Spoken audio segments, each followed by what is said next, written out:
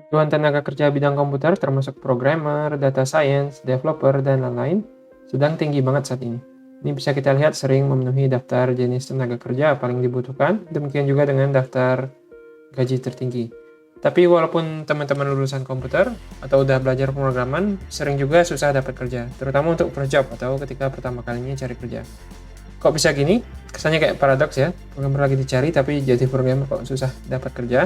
Tapi sebenarnya masalahnya bukan karena nggak ada kebutuhan tenaga kerja atau karena cupu jadi nggak ada yang mau nerima, tapi masalahnya adalah buat perusahaan, mereka itu takut salah nge-hire atau salah nerima pegawai. Apalagi kalau lihat orang yang daftar belum pernah kerja sebelumnya atau daftar untuk pekerjaan pertama. Coba teman-teman bayangin dari sisi perusahaan, ngelihat CV atau resume fresh grad atau lulusan baru, belum ada pengalaman kerja, gimana caranya mereka tahu kalau teman-teman yang daftar bakal jadi pegawai yang cocok atau enggak.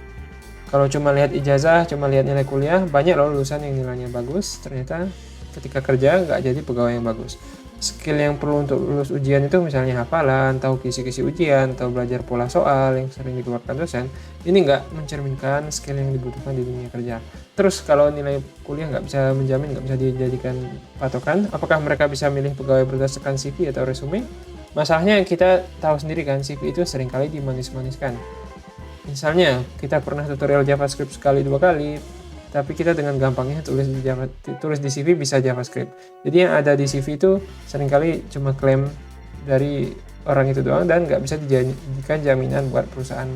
Terus apa lagi yang mereka pakai untuk memutuskan atau memilih calon pegawai, apakah sertifikat? Apalagi ini, saya sendiri heran kenapa mahasiswa atau lulusan baru hobi banget ngumpulin atau berburu sertifikat. Nanti di video ini kita akan jelaskan juga kenapa sertifikat nggak bisa dijadikan patokan.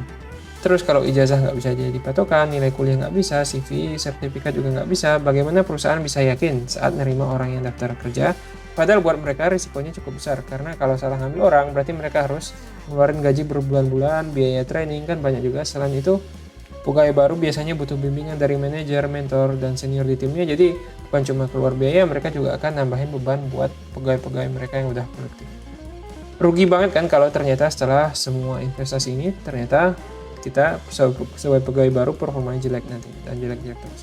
Belum lagi biasanya dari sisi perusahaan susah ngeluarin pegawai jelek kayak gini karena mencat orang itu kan harus ngasih pesangon dan juga di luar itu bisa bikin moral tim jadi rusak karena kalau sekali dengar-dengar desus ada pemecat yang lain pun jadi akan takut atau moralnya terganggu. Karena inilah perusahaan itu sangat-sangat takut salah ngambil pegawai, takut kalau menerima orang tapi ternyata nanti jadi nggak bagus. Karena itu juga lah kenapa dapat kerja pertama itu susah. Jadi si perusahaan itu belum punya banyak sumber informasi soal diri kita. Karena ini pekerjaan kita pertama, belum ada reward pekerjaan, belum ada referensi dari pelaku industri lain. Jadi dia selalu khawatir apakah kalau kita diterima, kita akan bikin rugi atau bikin untung perusahaan. Tapi teman-teman jangan menyerah karena pasti ada yang bisa kita lakukan untuk menambah peluang kita diterima. Kalau tips-tips standar pasti teman-teman udah tahu lah. Cara bikin lamaran yang bagus, cara nyari lowongan dan masukin lamaran yang banyak dan cocok. Saya nggak mau bahas itu semua di video ini, tapi yang mau saya bahas adalah gimana caranya kita bisa ngejawab kekhawatiran si perusahaan tadi. Gimana caranya mereka yang tadinya ragu dan takut, oh siapa sih orang ini, apakah kalau kita terima bakal jadi rugi atau untung. Gimana caranya kita ngasih bukti yang konkret yang bisa mereka percayai, gimana biar mereka jadi yakin dengan diri kita, bukan dengan hal abstrak kayak ijazah atau CV, tapi dengan sesuatu yang bikin mereka mikir, oh ya ini anak pantas untuk diterima. Jadi apa aja? Yang pertama menurut saya yang akan membantu banget itu adalah kalau ada referensi atau rekomendasi dari orang dalam. Jadi kalau misalnya kita mau kerja di perusahaan X, kita kenal satu orang di perusahaan itu atau beberapa orang, terutama lebih bagus lagi kalau orang itu udah senior, yang bisa merekomendasikan untuk menerima kita. Gimana caranya dia rekomendasikan? Bisa jadi ada jalurnya di internal perusahaan itu, ada jalurnya untuk seorang pegawai bisa ngasih referral atau rekomendasi. Atau bisa jadi dia cuma ngomong ke sesi manajernya, oh Pak Manajer, saya tahu si Hamdanil, dia itu orangnya gini-gini, menurut saya bagus untuk diterima, bagus untuk masuk perusahaan kita, dan semacamnya. Kadang-kadang bahkan perusahaan ngasih bonus buat mereka kalau mereka bisa nemu calon pegawai yang bagus. Tapi nggak semua rekomendasi itu bagus. Yang nggak bagus itu misalnya kalau kita dapat rekomendasi cuma karena ada hubungan keluarga atau kenalan dengan orang yang direkomendasikan, tapi sebenarnya nggak ada pengalaman kerja bareng. Kalau ini sama aja ke problem yang tadi saya sebutkan, perusahaan masih nggak punya informasi yang cukup. Apakah orang yang daftar ini pantas diterima atau enggak? Apakah performanya akan bagus atau enggak? Kalau cuma ada yang bilang, oh ini ada saudara saya atau temannya teman saya, perusahaan-perusahaan bagus nggak akan nerima rekomendasi yang isinya cuma kayak gini. Terus gimana rekomendasi yang bagus? Rekomendasi yang bagus itu kalau si rekomendasi bisa ngasih testimoni soal kemampuan kerja kita, itu yang paling bagus. Misalnya dia pernah kerja bareng kita, dia bisa bilang kalau dari pengalaman ini dia melihat kerjaan kita bermutu, kita punya etos kerja yang bagus dan sebagainya. Ini akan jadi sinyal bagus buat perusahaan itu untuk menerima kita. Apalagi kalau rekomendasinya datang dari orang dalam yang senior. Perusahaan cenderung lebih percaya pendapat orang-orang kayak gini. Bayangin misalnya kalau ada Mas atau engineer andalan di satu perusahaan bilang, oh kalau si Hamdanil itu kerjanya bagus dan cocok untuk jadi pegawai kita. Gimana mungkin kita bakal ditolak, ya kan? Tapi kalau kita masih baru lulus, belum pernah kerja, gimana caranya kita bisa dapat rekomendasi orang-orang senior yang udah kerja di perusahaan? Yang pertama, kalau masih kuliah, ya penting banget ambil magang. Ini adalah cara yang sangat bagus supaya kita ada kesempatan kerja sama orang yang udah senior, udah di industri. Anak-anak magang biasanya akan diberi mentor, dan dari situ si mentor akan bisa menilai kita dan mempertimbangkan apakah nanti akan merekomendasikan kita ketika kita siap nyari kerja nanti. Makanya penting banget nunjukin prestasi kita selama magang dan juga jaga kontak dan hubungan baik dengan orang-orang dalam yang kita kenal selama magang. Selain magang, banyak juga programmer senior itu punya proyek sampingan. Misal ada proyek sosial lah, proyek open source lah. Coba teman-teman ikut juga kayak gini, kali aja bakal kerjasama bareng orang-orang yang bisa membantu kita. Atau bisa jadi mereka punya proyek pribadi, misalnya bikin website di topik favoritnya, atau bikin channel YouTube. Kalau gini bisa jadi kita nge-follow orang tertentu yang kita suka, kita bisa jadi cari tahu proyek sampingan apa yang dia kerjakan, dan dari situ kita bisa kontak dia untuk nawarin kalau ada yang bisa kita bantu. Tujuannya bukan ngejilat ya, jadi jangan asal random kontak orang, tapi kita harus punya sesuatu yang memang berguna untuk proyeknya dia. Terutama banget kalau sesuatu itu berhubungan dengan skill terkait profesi atau tempat kerja yang kita cari. Misalnya skill coding, nah itu kan paling bagus.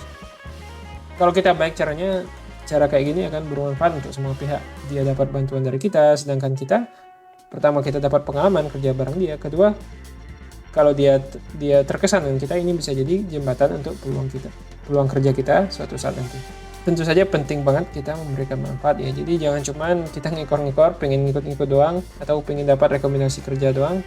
Tapi kita harus genuine, benar-benar kita berguna buat orang yang kita bantu.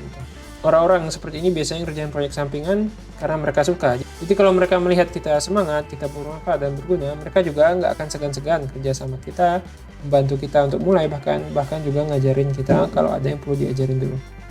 Kalau kita genuine atau ikhlas gitu, lama-lama orang di sekitar kita akan mengasosiasikan diri kita dengan kemampuan kita, dengan nilai kerja yang kita hasilkan, dan ini adalah investasi yang teman-teman nggak akan rugi deh.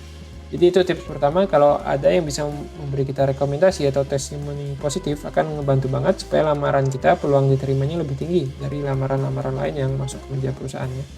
Dan kalau bisa kita harus cari pengalaman, cari kesempatan gimana biar kita ada pengalaman bareng kerja orang dalam atau orang senior yang bisa ngasih kita rekomendasi.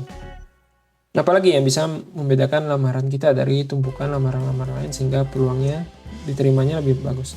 Teman-teman juga bisa usahakan punya portfolio atau kumpulan hasil-hasil kerja kita yang bisa dilihat oleh perusahaan yang kita lamar. Misalnya kalau pernah bikin website, kita tulis link ke website kita di CV dan jelaskan kenapa website ini bagus atau website ini menantang untuk dibuat. Kalau pernah bikin app, sebutkan nama aplikasinya atau link untuk downloadnya. Atau kalau suka desain grafis atau fotografi, ya kita kumpulkan juga karya-karya terbaik kita di misalnya satu website dan kita cantumkan juga.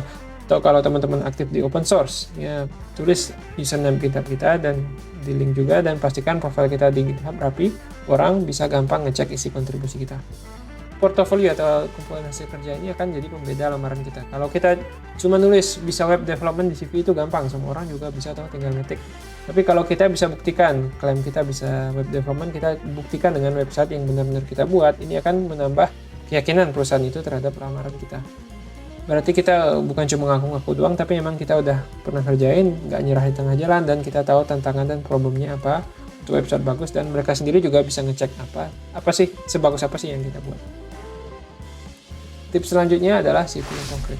Ada banyak tips untuk memperbaiki CV atau resume ya, tapi satu tips yang bagi saya penting itu adalah usahakan prestasi atau skill di CV kita dibuat sekonkret mungkin. Paling bagus kalau bisa disertai data. Misalnya gimana?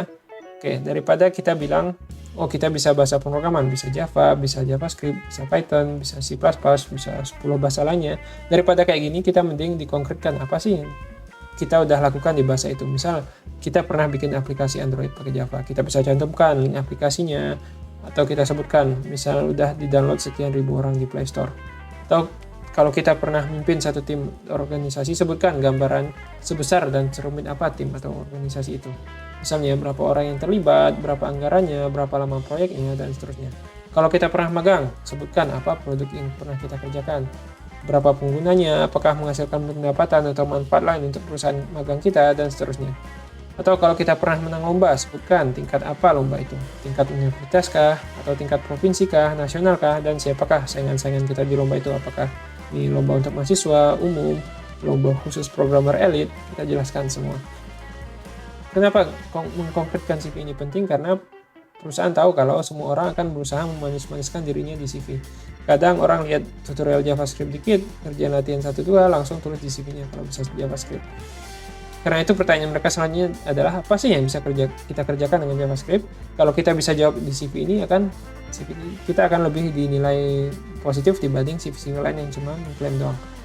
Selain itu penting banget kita hindari kalimat-kalimat normatif yang semua orang juga bisa mengklaim itu. Misal, bekerja keras atau kreatif, punya teamwork yang bagus, dan seterusnya. Ini kan sering muncul di CV. Sekali lagi semua orang juga bisa bilang kayak gitu di CV. Jadi bagi perusahaan yang melihat ini nggak ada artinya sama sekali karena siapapun juga bisa ngetik kayak gitu. Lebih baik kita sebutkan apa bukti dan prestasi kita, kenapa kita bisa bilang kayak gitu. Misalnya kita pernah mimpin tim 10 orang, ngumpulin dana 100 juta untuk warga kurang mampu. Contoh ya. Jadi daripada kita cuma nulis berjiwa sosial atau punya kepemimpinan di CV kita, kalau ada informasi kayak gini akan lebih bagus menggambarkan kalau kita punya sifat-sifat itu. Perusahaan juga bisa ngebayangin, oh dia pernah kayak gitu. Jadi dia ngebayangin tingkat kesulitan hasil kerja kita dan sejauh apa kita bekerja keras untuk mencapai tujuan kita. Kalau kita belum punya prestasi konkret, cari kesempatan yang bisa membuktikan prestasi kita kayak gini. Oke, ada satu yang saya sering heran di Indonesia itu, setiap acara, seminar, pelatihan, dan sebagainya, seringkali pesertanya berburu sertifikat. Menurut saya sih, sertifikat ini cuma ngebuktiin kalau kita duduk seharian di acara itu. Ini semua orang juga bisa, kan? Jadi sertifikat doang nggak ngebuktiin apakah acara itu berguna atau berkualitas, dan kalaupun berguna, nggak ada buktinya apakah ilmunya memang kita serap ataukah kita cuma duduk-duduk aja tanpa ngerti apa-apa. Toh kalau misalnya saya ikut training, sehebat apapun, kalau saya di acara itu saya cuman main HP doang selama acara, terus dapat sertifikat juga kan? Terus apa yang dibuktikan oleh sertifikat ini? Jadi lebih baik nggak usah ikut-ikutan buru-buru sertifikat dan nggak usah tulis di CV. Menuhin aja tapi nggak ada artinya. Kecuali kalau ada sesuatu yang konkret yang dibuktikan oleh sertifikat ini. Misal, kalau kita juara lomba pemrograman mahasiswa seprovinsi, nah itu bisa kita sebutkan. Soalnya konkret, perusahaan bisa bayangin kalau kita nomor 1 atau nomor 2 dari seluruh mahasiswa di satu provinsi, ya ada gambaran lah dari sini berarti skill kita lumayan bagus kan. By the way, walaupun dapat kerja pertama sering susahnya bukan main, biasanya sih kerja berikutnya nggak akan sesulit ini karena kalau kita udah punya pengalaman dikit aja, perusahaan akan cenderung nggak khawatir lagi nerima kita. Selain itu di CV kita juga udah bisa nambahin prestasi-prestasi dari pengalaman kerja pertama kita atau pengalaman kerja kita sebelumnya. Asalkan kita nggak dipecat atau asalkan perusahaannya bukan abal-abal, perusahaan berikutnya akan cenderung menganggap kita sebagai kandidat yang aman kalau kita udah punya pekerjaan pertama. Karena itu tips lain, kita nggak usah milih-milih amat pekerjaan pertama kita apa. Kita nggak perlu pekerjaan ideal, asal masih di profesi yang benar dan kerjanya nggak abal-abal, kita ambil aja. Yang penting kita udah nembus rintangan terbesar, yaitu dapat kerjaan pertama. Nanti setelah udah dapat pengalaman di kerjaan itu, kalau ternyata nggak betah, kita bisa cari kerja lain. Dan dengan status kita yang udah punya pengalaman kerja, nanti akan lebih mudah nyari pekerjaan lain daripada misalnya kita nyari-nyari kerjaan ideal terus tapi nggak pernah punya pengalaman kerja sama sekali karena nyari-nyari terus. Mudah-mudahan tips saya kali ini berguna ya teman-teman. Silahkan komentar kalau ada pertanyaan, kritik, saran untuk topik ini atau ada saran untuk video selanjutnya. Seperti biasa, kalau teman-teman suka konten kita tentang tips karir pemrograman maupun wawasan dunia IT, silahkan subscribe supaya nggak ketinggalan. Dan lihat juga video-video kita yang lain yang sebagian bisa diklik di layar teman-teman sekarang. Kalau mau dukung channel kita, jangan lupa kasih tahu teman-teman yang lain yang kemungkinan akan tertarik dengan topik-topik yang kita bahas di channel ini. Terima kasih, sampai jumpa.